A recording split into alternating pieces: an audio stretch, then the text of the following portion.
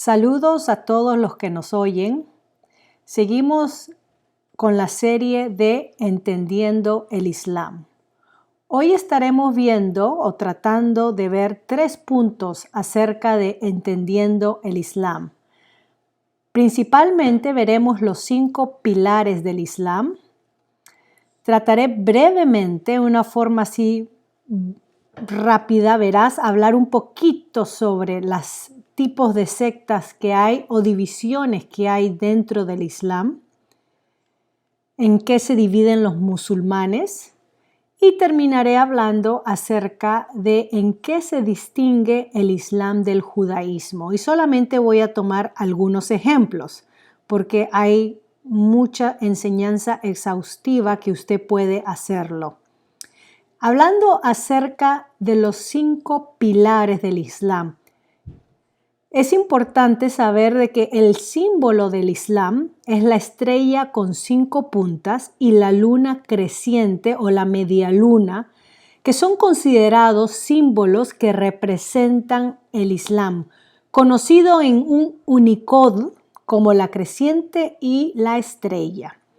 Los 5 pilares del Islam que todo musulmán debe cumplir es parte o es la base de la ley islámica. Y estos preceptos básicos, estos 5 pilares de esta religión, es algo que todo musulmán debe cumplir. La kalima, que es la confesión de fe, es la creencia donde todo musulmán tiene que articular la kalima, confesión de fe. La confesión de fe es que se alega o se señala que Mahoma es el apóstol de Alá y solamente hay un Dios que es Alá. Esto difiere un poco según de quién lo narra cuando hablemos acerca de las divisiones del Islam. Entonces, dentro de la kalima tenemos lo que es la shahada, que es que para testificar que solamente Alá es el único que tiene derecho a ser adorado y Mahoma es el apóstol de Alá. Este testimonio de fe es un acto deliberado de piedad que declara un musulmán. Su principal deber es que cualquier persona que se convierta en musulmán solamente necesita recitar el credo, conocido como la kalima, que se traduce a la palabra, o la shahada, que acabo de mencionar, que es el testimonio de fe. Entonces, toda la religión del Islam se resume brevemente en las 2 oraciones cortas, que es no hay otro Dios que Alá o nada merece ser objeto de amor y adoración excepto Alá y Mahoma es el mensajero de Alá. Aunque la confesión completa no aparece en esa forma exacta en el Corán, sus 2 partes constitutivas aparecen en la Sura 9:31 y Sura 33:40. De estas 2 frases cuelgan todas las leyes y la moralidad del Islam. Por ejemplo, en los hogares, tan pronto como un niño nace en una familia musulmana, estas palabras, esta declaración de fe, son susurradas en su oído y se hace todo lo posible para que un musulmán moribundo repita el testimonio de fe.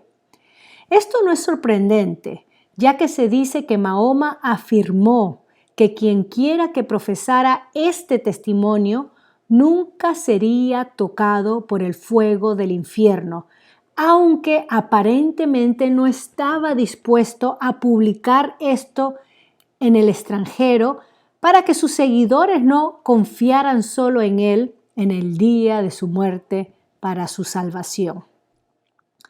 En un viaje, Mahoma conversó con su compañero Mu'ad de la siguiente manera, y esto está en Sahih Muslim, volumen 1. Él, refiriéndose al santo profeta Mahoma, observó: si alguien testifica sinceramente desde su corazón que no hay otro Dios que Alá y que Mahoma es su esclavo y su mensajero, Alá lo liberará del infierno.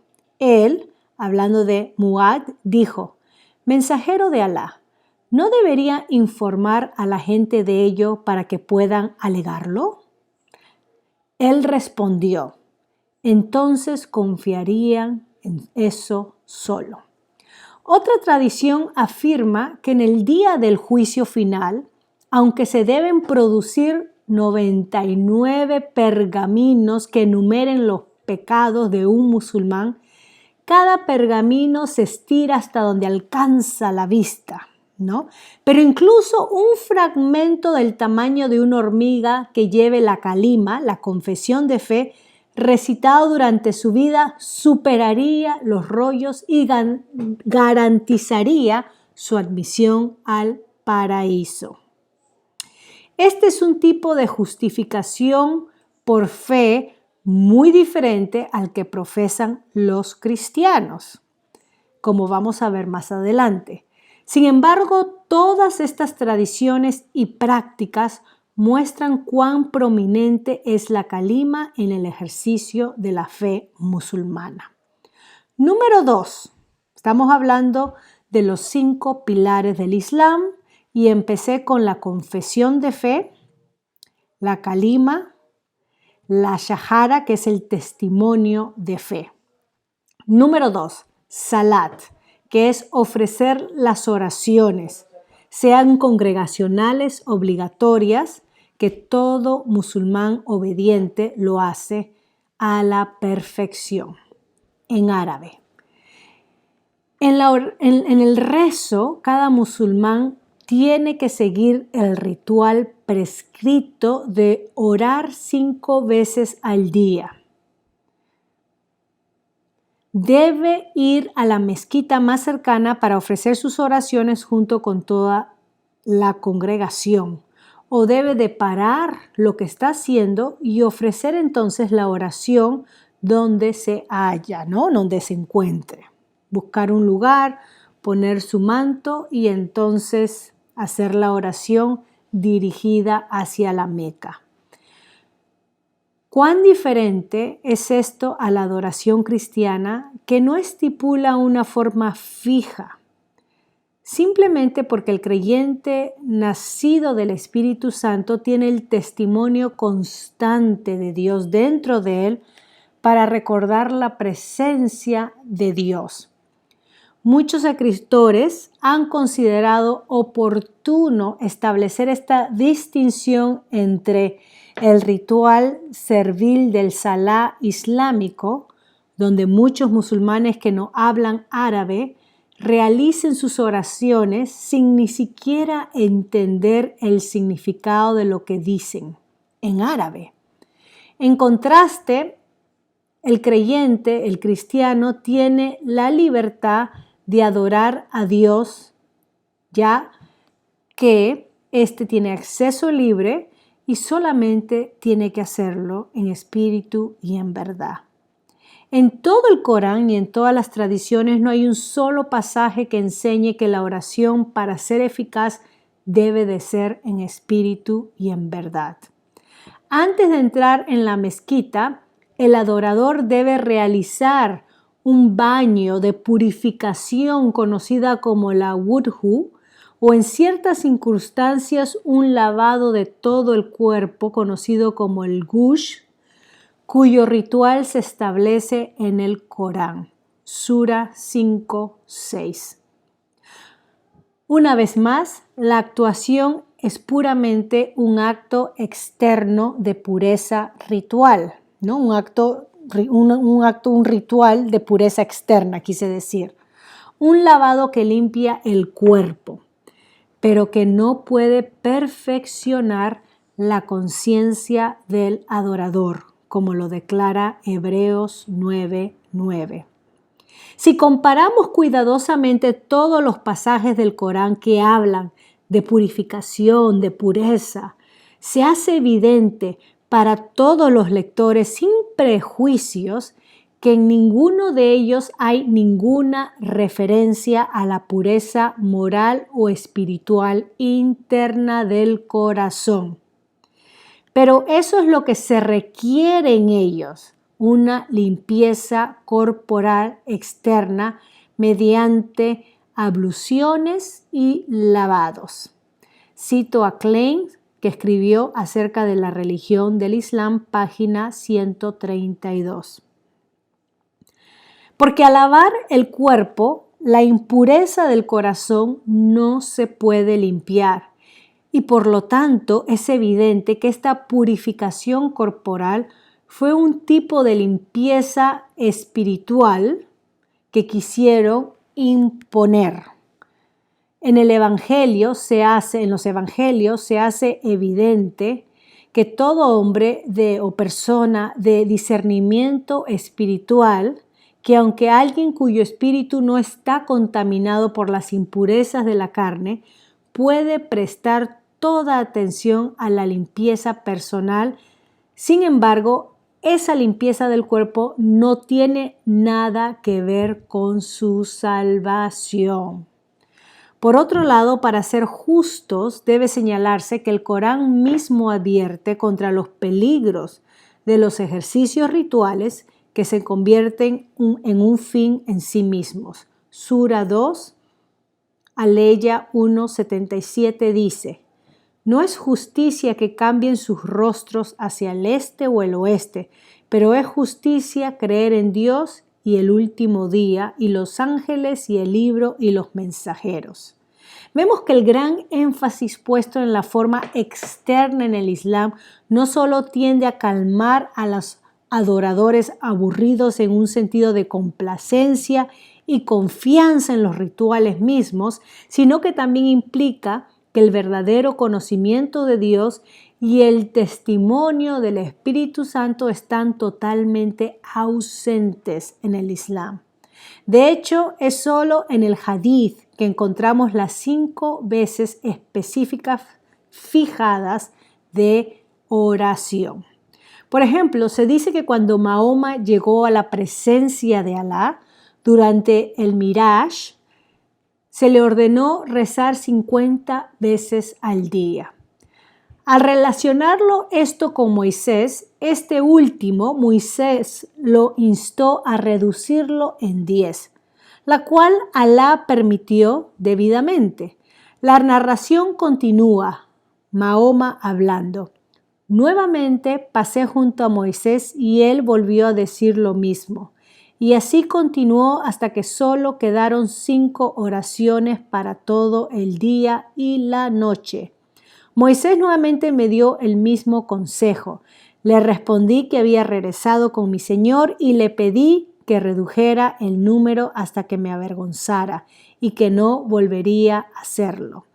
Ibn Ishaq Sirah Rasulullah.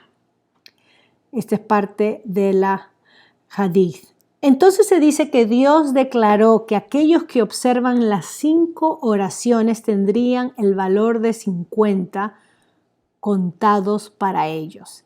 En otro trabajo del Hadith se dice que el ángel Gabriel vino específicamente a Mahoma un día y realizó las oraciones con Mahoma y le dijo que se lo demostrara para saber cuándo y cómo realizar las oraciones prescritas. Eso está en Sahih al-Bukhari. Las fuentes del Islam, escrito un libro por Blair, página 127, concluye que hay suficiente evidencia para que toda la historia del Miraj, que es el Miraj, es el viaje nocturno donde Mahoma va a Jerusalén, que mencioné en la parte 2 de esta serie de Entendiendo el Islam.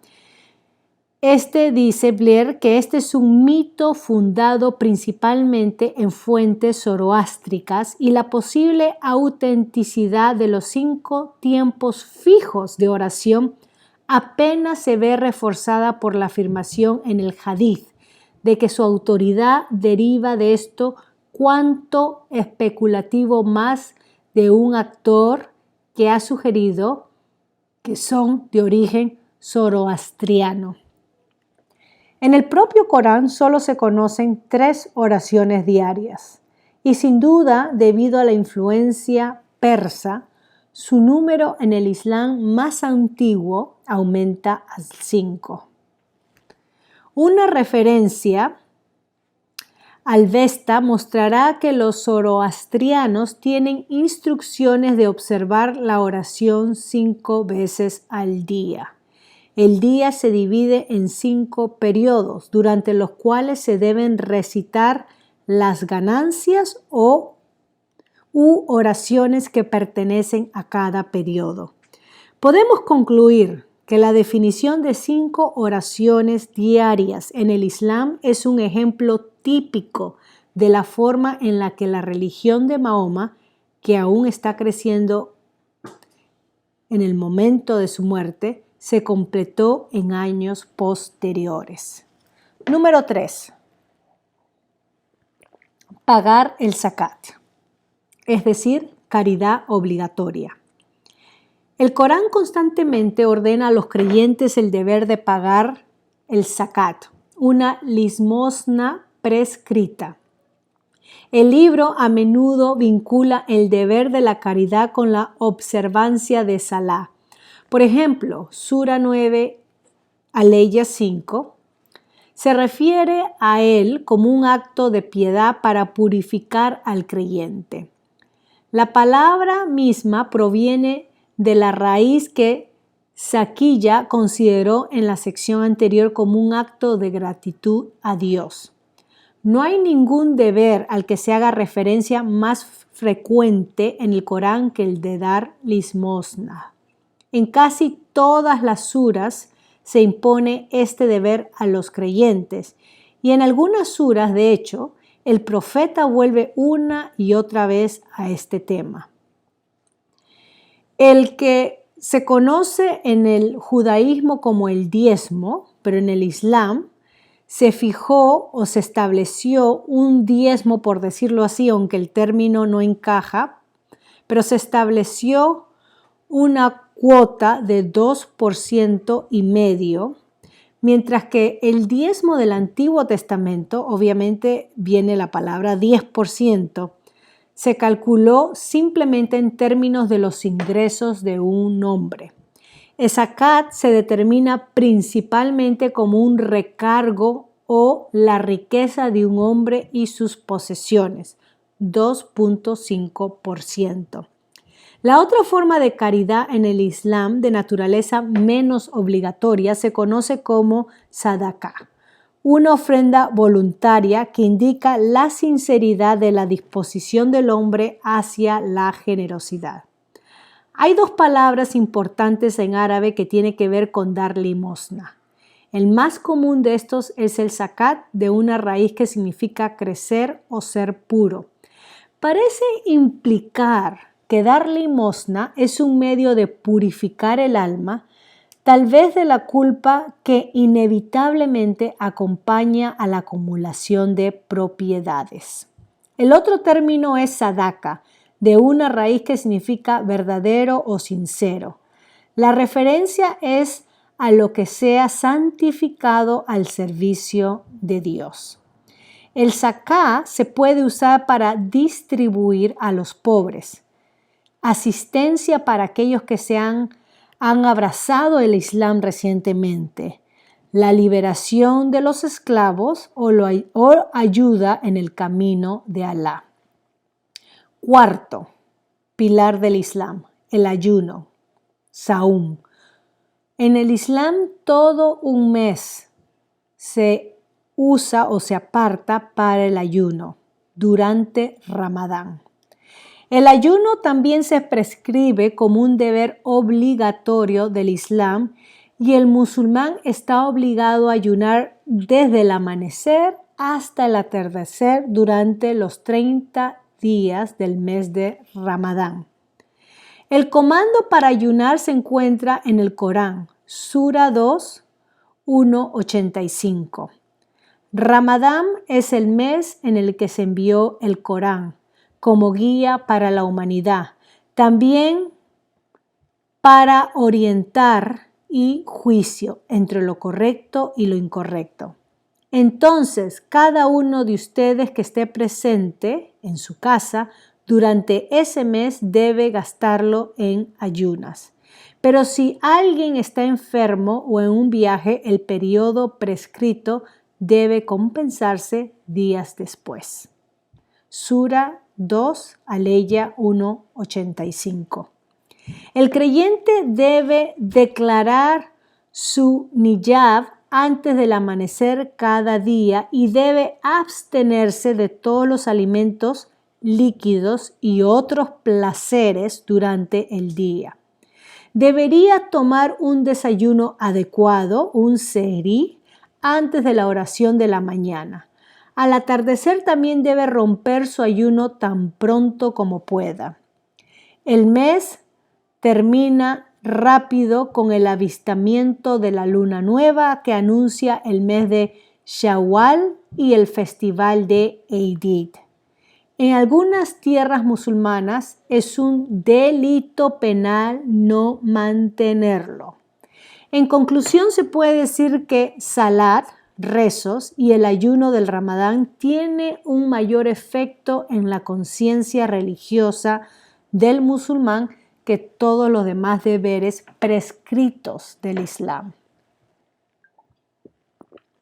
5. Realizar Hajj, es decir, la peregrinación a la Meca. Debe de ser observado durante el mes de Ramadán por lo menos una vez en la vida. Sahih al-Bukhari. Segunda parte. ¿Cuántas sectas hay en el Islam? Los imanes, que son los maestros, alegan que solo hay una versión del Islam. Pero si te refieres a sectas, entonces hay muchas sectas.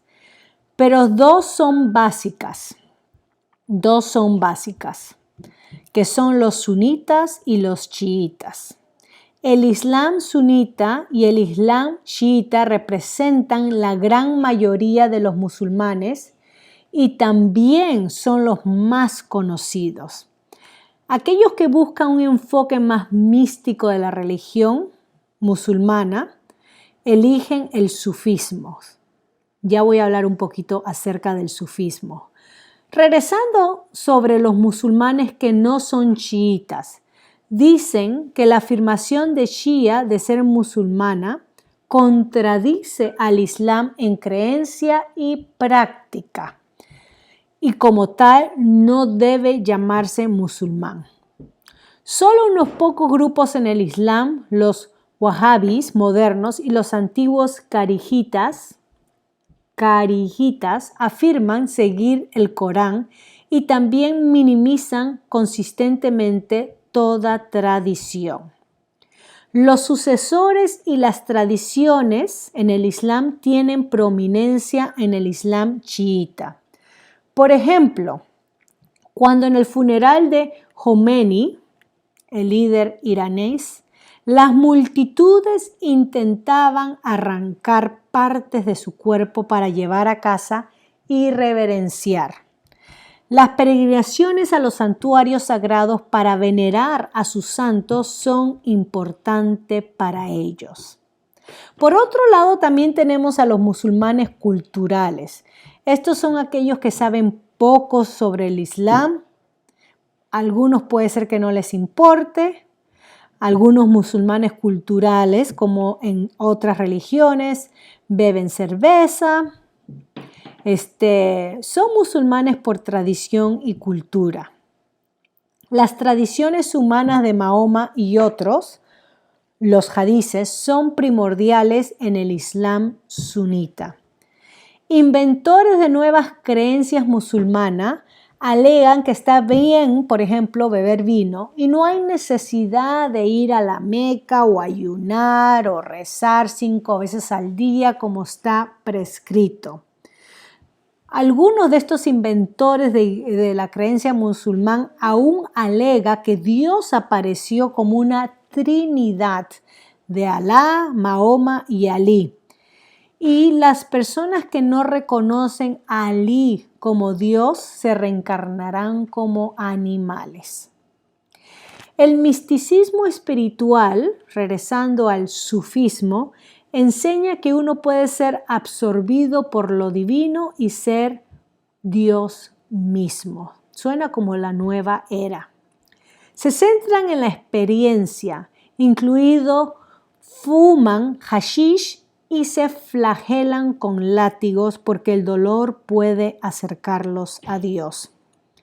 Los musulmanes modernos son liberales que abrogan o seleccionan personalmente los textos en el Corán con los que no están de acuerdo, incluso si Mahoma o los primeros musulmanes dijeron que fueron abrogados o no fueron abrogados, ellos seleccionan si les gusta o no les gusta. Por ejemplo, desde el 11 de septiembre del año 2001, muchos musulmanes modernos estaban disgustados con los musulmanes conservadores que intentaban seguir lo que Mahoma dijo originalmente, y el sentimiento aparentemente es mutuo. ¿En qué grupo encajan los llamados extremistas musulmanes? Mahoma dirigió ataques sorpresas al amanecer, ordenó asesinatos, luchó en 19 o 26 de las 56 batallas. Mahoma no abogó por el suicidio y prefirió esclavizar a mujeres y niños en lugar de matarlos. Los musulmanes conservadores castigan a los musulmanes modernos por negar todo lo que el Islam representa. Los sunitas son conocidos como los tradicionalistas. Supuestamente se preservaron unas 300.000 tradiciones individuales, la mayoría de ellas universalmente reconocidas como falsas. Cuando los musulmanes sunitas hablan de vivir bajo la ley musulmana, Sharia, se refieren a estas tradiciones y la interpretación de ellas sobre el Corán. Muchos sunitas aceptan chiitas y sufís, pero el Islam chiita está prohibido, por ejemplo, en Malasia. Los chiitas se basan en los 7 o 12 sucesores del califato después de Mahoma. Los chiitas se separaron de los sunitas por la sucesión. Por ejemplo, los chiitas dicen que Alí, según las tradiciones, tenía una fuerza sobrehumana y debería haber sido califa después de Mahoma, y que el califato es hereditario. Los sunitas dijeron que el califato era electivo para cualquiera de la tribu Quraysh. Aquí hay una comparación de ambos grupos, ¿no? Los chiitas y los sunitas. Después de haber hablado de los musulmanes culturales, liberales y los musulmanes místicos, como son conocidos como los sufís, voy a hablar brevemente acerca de la diferencia entre los sunitas y los chiitas. La gran mayoría de sunitas declaran la profesión de fe. No hay Dios sino Alá y Mahoma es su profeta. Los sunitas también creen que Muawiyah era un calife legítimo. Ambos requieren el ayuno, el zakat y la limosna son opcionales. No hay flagelación con los sunitas. Sí, hay que viajar a la Meca una vez en la vida. Los hadices prohíben las peregrinaciones a las tumbas. El Corán es de Alá, no es creación humana y no tiene errores, dicen los sunitas. Los hadiths, las personas viven o mueren según lo que dicen. Ellos también mantienen matrimonios temporarios, que son servicios de una prostituta para no poder cometer fornicación, entonces se casan temporalmente. Esto estuvo bien hasta Caibar, pero ahora la mayoría de los sunitas dicen prohibirlo. Mahoma fue el profeta final. Los chiitas y otros se equivocan al decir que hay más profetas. La gran mayoría de los 12 chiitas también alegan a la misma profesión de fe, que no hay Dios sino Alá y Mahoma es su profeta. Los chiitas creen que Alí es el vicerregente de Alá. Estos comparten lo mismo referente al ayuno y las limosnas como los sunitas. Difieren entre los chiitas en la flagelación. Sí hay que viajar a la Meca una vez en la vida.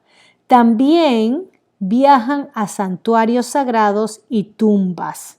Estoy hablando específicamente de los chiitas. También oran a la Meca y hacen la yihad. El Corán es creado, sin embargo, los sunitas han inventado cosas al respecto. Referente al hadith, los hadices sunitas tienen algunos errores, incluido el anti-chiita y también otras tradiciones. El matrimonio temporario es permitido hoy en día bajo los chiitas. Pueden añadir tradiciones. Mahoma fue el profeta final, pero el Mahdi, el imán número 12, regresará. Última parte. ¿En qué se distingue el Islam del judaísmo? La verdadera diferencia entre las dos religiones se radica en su base para creer. Por ejemplo, en el judaísmo se basa en el evento histórico único de la revelación divina experimentada por toda una nación, Israel. Mientras que el Islam se basa en las afirmaciones proféticas de un solo individuo que posteriormente convenció a otros a seguir su camino. La enseñanza del Islam se basa en el Corán, mientras que la ética del judaísmo es un patrón de la Tanakh. El Tanakh es el acrónimo de la primera letra hebrea de cada una de las 3 subdivisiones tradicionales del texto masórico que incluye la Torá, que es la enseñanza, conocida como los 5 libros de Moisés, el Nevi'im, que es los profetas, y el Ketuvim, que es los escritos. De ahí proviene la palabra Tanakh, la ley, los profetas y los escritos. El Islam se rige por las enseñanzas de Alá y Mahoma, mientras que el judaísmo se basa en el pacto de Dios y Abraham. En el Islam se rinde veneración a Mahoma con la frase paz sea sobre él cada vez que se nombra al profeta Mahoma. Los musulmanes a menudo se refieren a Mahoma como el profeta Mahoma o simplemente el profeta o el mensajero y lo consideran como el más grande de todos los profetas. En el judaísmo a Moisés no se le dejó entrar a la tierra prometida por su incredulidad. Éxodo 32, 48 al 52. Éxodo 32, 48 al 52. El líder de Dios no es por encima de la ley de Dios, sino que es sujeto. No tenemos en el judaísmo una ley nueva que abrogue leyes pasadas, como lo hay en el Islam. La ley de Dios no cambia por el capricho del líder. Sin embargo, se reconoce a Moisés como el líder que Dios usó con poder para liberar a su pueblo de la esclavitud de Egipto.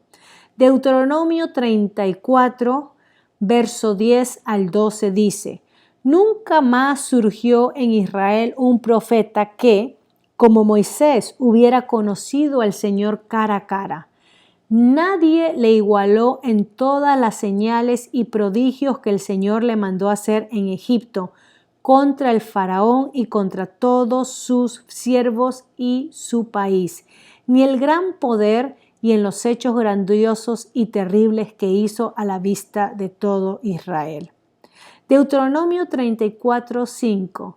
Allí en la tierra de Moab murió Moisés, el siervo del Señor, conforme a lo que el Señor había dicho. Otra interesante referencia, hablando acerca de la diferencia fundamental del judaísmo y el islam, es la actitud ante la vida y la muerte. En el judaísmo no hay enseñanza amplia, no hay un desarrollo de enseñanza acerca del más allá, qué pasa cuando uno muere. Por ejemplo, no hay enseñanza acerca del infierno ni el paraíso en el judaísmo. Solo encontramos la frase en Éxodo 3:6. Yo soy el Dios de tu padre, soy el Dios de Abraham, el Dios de Isaac y el Dios de Jacob. Jesús después la interpreta como el énfasis sobre que Dios es el Dios de los vivos y no de los muertos, alegando acerca de la resurrección de los muertos, porque Dios dice ser el Dios de y no fui el Dios de. Tanto Job como David hablaron de la vida después de la muerte. Dios no iba a abandonarlos en el Seol o en el lugar de los muertos. Job 14:14, Job 19:24 al 27. En 2 de Samuel, capítulo 12, versículo 23 dice, David, pero ahora que el niño ha muerto, ¿de qué me sirve ayunar? ¿Acaso podría yo devolverle la vida? Yo puedo ir a donde él está, pero él ya no volverá conmigo. El judaísmo se centró en respetar la vida actual, en cómo se vive en el ahora, en respetar lo material, la riqueza, la vida física y sus aspectos sexuales dentro del matrimonio. No tenemos enseñanzas del infierno ni el paraíso descrito en el Torá. El centro es el temor a Jehová, obedecerle, disfrutar lo que uno gane durante su vida, ser responsable en cómo se vive ante Dios y los demás, y los castigos los recibe durante su vida actual, no después de su muerte. El valor de la vida humana es fundamental en el judaísmo. El judaísmo se centró en la vida presente, de lo que se trata el Torá, el Antiguo Testamento, en cómo manejar la vida presente de la manera apropiada. El judaísmo no se enfoca en la muerte. En el Islam se centra en gran medida en la muerte y el más allá y en la sexualización de la muerte. La muerte es la puerta de entrada a todos los placeres sensuales que se les niegan durante la vida. El sexo ilimitado con 72 vírgenes, frutas y vino interminables y un hogar digno de un rey, eso es lo que se promete a los creyentes justos. Los seguidores del Islam son recompensados no solo por las mujeres, los niños virginales intactos que son frescos como las perlas, los niños prepúberes también son prometidos en el paraíso. Sura 52:24 del Corán. Y darán vuelta a sus sirvientes para servirles como si fueran perlas preservadas. Sura 56:17. Serán atendidos por niños inmortales. Sura 76:19. Y a su alrededor servirán niños de la juventud eterna. Si los ves, pensaréis que son perlas dispersas. Los detalles de las vírgenes conocidas como Ori en el Islam o la hermosa doncella que espera al musulmán devoto en el paraíso. La palabra Huri en árabe significa el contraste del blanco claro del ojo con la negrura del iris. Han señalado los estudiosos sunitas que las vírgenes que se prometen en el paraíso no orinan, no defecan ni menstruan. También se ha dicho que todas las vírgenes son transparentes a las médulas de sus huesos, eternamente jóvenes, sin pelo excepto las cejas y la cabeza, puras y bellas. Los eruditos islámicos como Ibn Mahab y al-Suyuti también los han descrito como vaginas libidinosas. Estos alegan que cada elegido se casará con 70 vírgenes, además, vírgenes doncellas, además de las mujeres con las que se casó en la tierra, y todas serán vaginas apetitosas, entre otras barbaridades que no me siento en confianza para nombrarlas. Investigue usted mismo para que saque sus propias conclusiones, solamente por buscar en wikipedia.org/wiki/Hori, H-O-U-R-I. Referencia hablando sobre las mujeres o la actitud acerca de las mujeres. Un poquito de referencia me gustaría compartir. En el judaísmo, la historia de Abraham y Sara, los judíos toman esta historia muy importante porque se refieren a Sara como la matriarca, como la jefa de la familia. Y en el feminismo tuvo un lugar en la sociedad judía desde el principio. En general, el judaísmo practicaba siempre la igualdad de género. Se daba el mismo respeto a los hombres como a las mujeres, aunque todos los funcionarios, reyes y sacerdotes eran hombres. Como el quinto mandamiento de Éxodo 20:12, honra a tu padre y a tu madre. En el Islam, los árabes preislámicos tenían una sociedad feminista.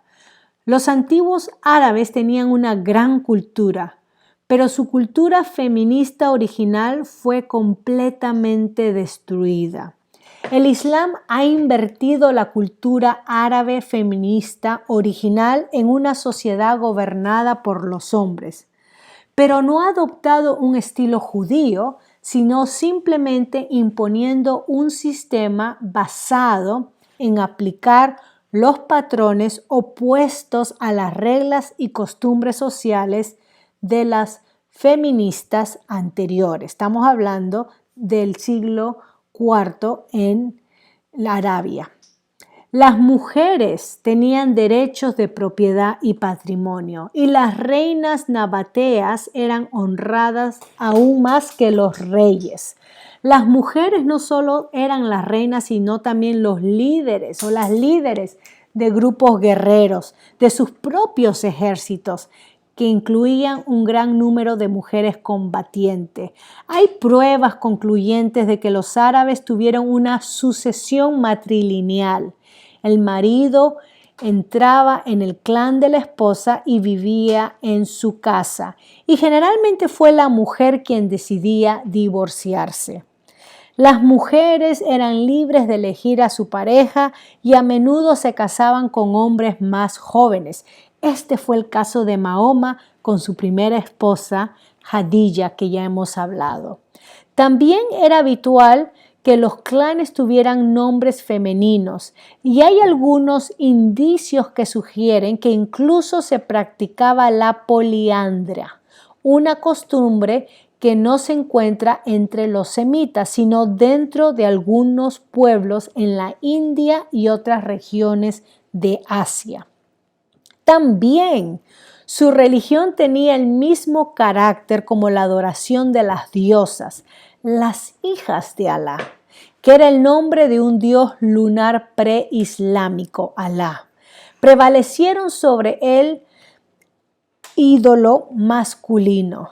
Las doctrinas islámicas alteraron la naturaleza genuina de los árabes e impusieron la tiranía masculina que incluye golpear a las mujeres y otras humillaciones aberrantes como la clitoridectomía, que es la escisión del clítoris generalmente realizada como parte de los ritos de iniciación femenina, principalmente entre ciertos pueblos africanos, pero también a veces utilizadas en diversas sociedades para frenar el deseo sexual de la mujer. Esto era o es la circuncisión femenina. Entonces, la insistencia islámica en las reglas que las mujeres deben de obedecer a los hombres, sean padres, hermanos o marido, no tiene ninguna connotación étnica, pero es el resultado de una reacción contra la libertad y el poder que las mujeres árabes disfrutaban cuando se difundió esta religión. La mujer pasó a ser dominada en su propia familia. Y por último, voy a hablar un poquito de la diferencia del sexo. En el judaísmo, los judíos están a favor del sexo entre el hombre y la mujer y todas las variaciones alternativas fueron prohibidas. Todas las prohibiciones sexuales están incluidas como parte de los 613 mandamientos. Como ejemplo, leer Levíticos 18. El Islam tiene una actitud muy liberal acerca del sexo alternativo. El bestialismo queda abierto, no se sabe si está permitido. La prostitución también se permite llamándolo el muta y llevado a cabo de diferentes maneras como el matrimonio temporal por un día o más. Las pautas para el sexo con animales se pueden encontrar en los escritos del Ayatollah Khomeini. 2 extractos de sus escritos sirven para aclarar el asunto. Cito: un hombre puede tener sexo con ovejas, vacas y camellos, etc. Sin embargo, debe matar al animal después de tener su orgasmo. No debe vender la carne a la gente en su propio pueblo. Sin embargo, vender la carne al pueblo de al lado debe de estar bien. No merecen los compradores un descuento de algún tipo. Esto es sacado del 4º volumen del Tahrirul Basile, Darul el Gom, Irán, año 90. Según el hadith, la permisibilidad de la zoofilia parece haberse dejado abierta a interpretación. Si las enseñanzas islámicas se oponían realmente a tal práctica, el bestialismo, la zoofilia, entonces esta omisión es algo sorprendente cuando se considera que históricamente la zoofilia fue aceptada indígenamente en el Medio Oriente. No hay prohibición contra la zoofilia, que se encuentra dentro de los 2 sahihs. El siguiente reporte está tomado de la colección Sunan Abu Dawud, que dice: narrado Abdullah ibn Abbas, el profeta Mahoma, la paz sea con él, dijo: si alguien tiene relaciones sexuales con un animal, mátalo y mátalo junto con él. Yo, Ikrima, le pregunté Ibn Abbas, ¿qué ofensa se puede atribuir al animal? Respondió: creo que él, hablando del profeta, desaprobó que se le comiera su carne cuando tal cosa se le había hecho. Esto está en Sunan Abu Dawud 38, 4449. El próximo hadith declara lo siguiente, narrado por Abdullah ibn Abbas: no hay castigo prescrito para quien tiene relaciones sexuales con un animal. Sunan Abu Dawud 38, 4450. Esta es una clara contradicción. ¿Cómo se puede decir que en un reporte se puede matar a la persona que comete zoofilia y en el siguiente aleya o verso decir que no hay un castigo prescrito para la misma persona. Ambas sentencias no pueden ser verdaderas. Además, estos dos versos contradictorios se atribuyen a la misma persona. El propio Abu Dawud había dicho que el primero de los dos reportes no es tan fuerte y el segundo más lejos de la verdad que lo debilita. La zoofilia no fue específicamente prohibido por el profeta, por lo que no hay que extrañarse que los apologistas musulmanes generalmente rehúyen mencionarlo en sus pronunciamientos acerca de la zoofilia. No hay provisión. La segunda, y ustedes pueden leer más acerca de esto, la segunda es la muta o la prostitución islámica sancionada religiosamente, donde se hace un arreglo temporal, por lo cual un hombre y una mujer celebran un contrato para casarse por un periodo de tiempo determinado. El hombre le da a la mujer algo de valor y a cambio se le permite entablar relaciones sexuales con ella, legalmente, sin cometer fornicación, ya que ambos están casados. Al final del periodo específico del contrato, por lo general unos pocos días como máximo, cada uno va por caminos separados y ninguno está en deuda con el otro. Respaldado por Mahoma a la vez en Sahih Bukhari 660 y 139 y Sahih Bukhari 7, 62 y 52. Los chiitas siguen practicando la mutua, o sea, el matrimonio por contrato.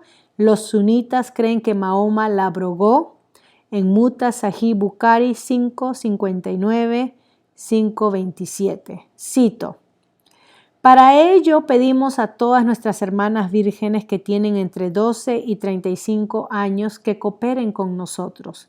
Cada una de nuestras hermanas que se inscriba estará obligada por un contrato de 2 años con la provincia de Kudash Rasabi de Khorasán y se les pedirá que pasen al menos 25 días de cada mes casadas temporalmente con aquellos hermanos que están en peregrinación. El periodo del contrato se considera como parte de la experiencia laboral del solicitante. El periodo de cada matrimonio temporal puede ser de entre 5 horas y 10 días.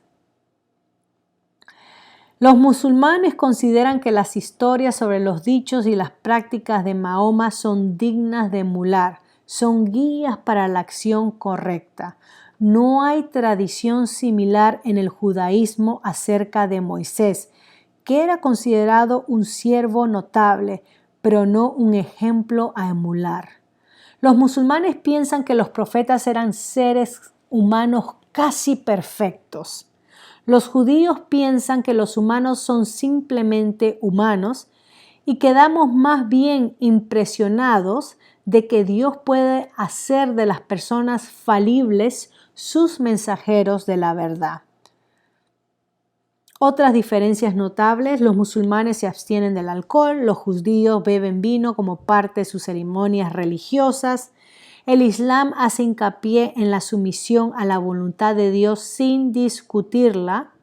El judaísmo exige que confíen como pueblo de Dios en la restauración de las cosas, incluyendo el mundo y la tierra. Las dos religiones tienen calendarios diferentes y días festivos diferentes. El judaísmo enseña que nuestro deber a Dios es vivir vidas íntegras y apoyar al prójimo en este mundo y no fijarnos en el mundo siguiente. El Islam, en su fe dualista, ve el mundo como un campo de batalla entre el bien y el mal. El paraíso es donde las personas justas son recompensadas y el infierno es donde los pecadores son castigados. El miedo al infierno es un importante motivador moral durante el tiempo que uno está en la tierra. El paraíso está concebido en términos físicos como un lugar donde los placeres de la tierra estarán disponibles en cantidad ilimitada, gran comida, la capacidad de beber vino y sexo eterno con vírgenes hermosas. En realidad, si usted lee la descripción, que es espeluznante, pero esa es otra historia, notará que es una fantasía muy masculina. La vida después de la muerte de las mujeres no se discute mucho más allá de, están allí también. Pero la mayoría de las descripciones que he leído dicen que las esposas se quedan con su marido por la eternidad, compartiendo su atención con todas las vírgenes. Definitivamente no consiguen un harén de hombres para ellas, sino los hombres obtienen su harén en el día del juicio. Según el Corán, solo los creyentes pueden ir al paraíso y los que no son musulmanes van al infierno. Y así entonces concluyo esta cuarta parte acerca de entendiendo el Islam y he hablado acerca de los 5 pilares del Islam, los diferentes tipos de sectas dentro del Islam. Esto es abuelo de pájaro muy rápidamente. Y me he enfocado en algunas diferencias que dividen al Islam del judaísmo, particularmente hablando en el tema de la mujer y en el tema del sexo y otras cosas que también difieren que acabo de mencionar rápidamente. Nuevamente, el propósito de hacer estas grabaciones es con el fin de alcanzar a los musulmanes para Cristo. No es nuestro fin avergonzar a nuestros amigos, compañeros musulmanes, humillarlos, hacerlos sentir mal, pero poder nosotros tener entendimiento. Muchas de las cosas que yo estoy compartiendo, la mayoría de los musulmanes no conocen acerca de su religión porque ellos solamente escuchan lo que sus imanes les enseñan. Así que sigamos estudiando, sigamos leyendo y que Dios use esto para edificación. Dios los bendiga.